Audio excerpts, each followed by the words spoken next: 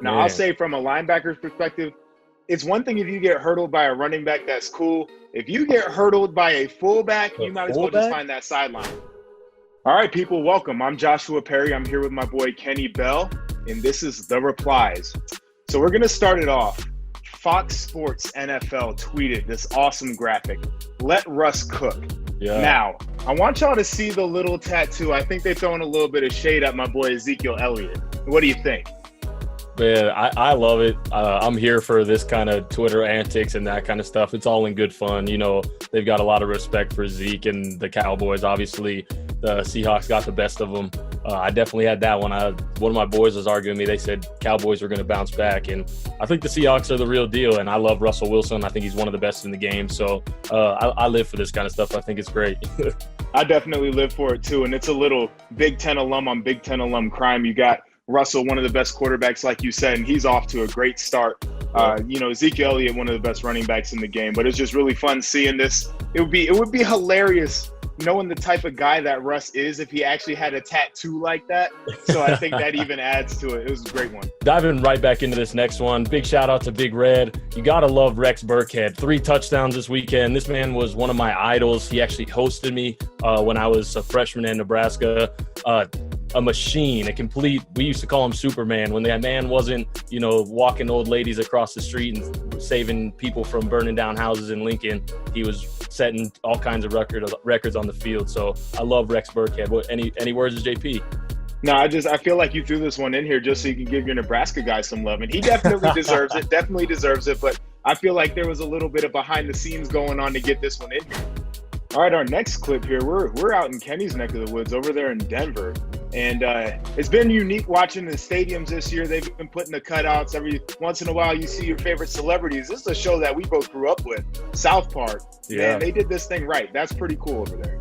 Yeah, I couldn't agree more. Again, when you're going through this kind of stuff, the creativity from some clubs are really starting to show. I thought this was great, especially a shout out to the hometown. Obviously a great show. Everybody knows South Park. It's one of the staples as far as the cartoon, like adult cartoons that kids would sneak watching growing up, JP. So I loved seeing it. It was fun.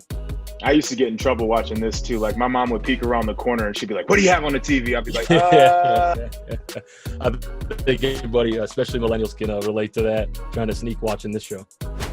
So as we keep rolling through the show, we look at Alec Ingold reaching to the sky. Look at this man hurdle.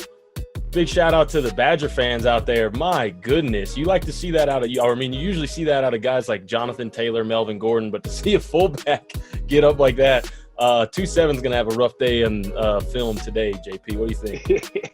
Yeah, Wisconsin guys, they got all the backfield action. It's not just the running backs. Fullbacks get a little bit of love too. Now, I'll say from a linebacker's perspective, it's one thing if you get hurdled by a running back, that's cool. If you get hurdled by a fullback, you might as well just find that sideline.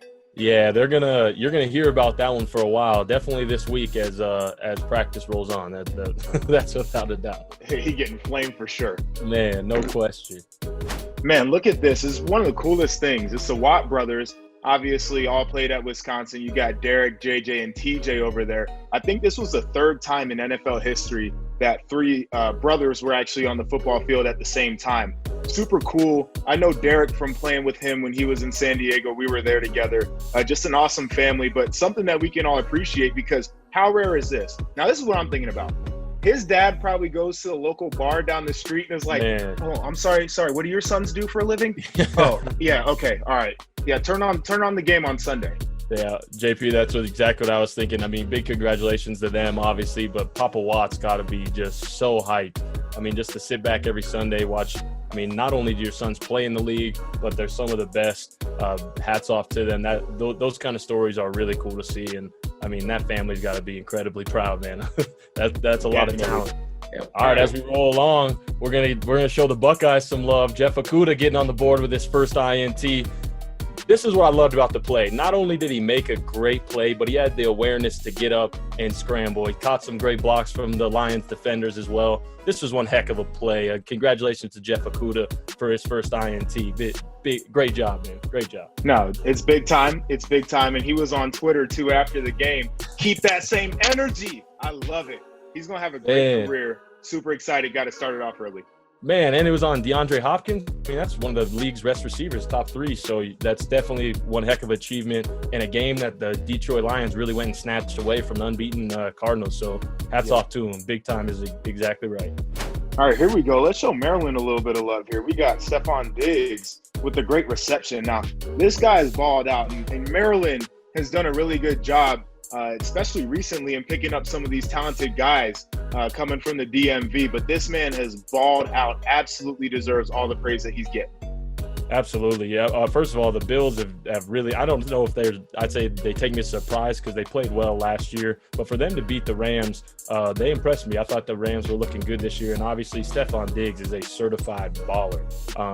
When I was coming out, we were in the same year, and I didn't really know who Stefon Diggs was, embarrassingly, because we didn't play Maryland.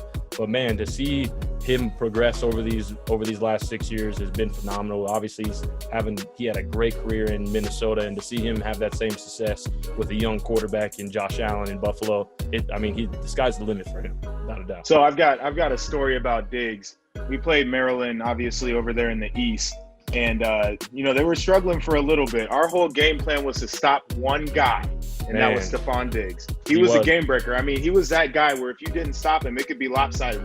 You had to get on him. So absolutely. I mean, you look back at obviously no disrespect to Maryland, but they weren't producing a lot of high talent NFL guys at the time. But his name was everywhere as we were entering that draft stage. So absolutely, like I said, to see him progress and to see him really take off, I'm cheering for him without a doubt.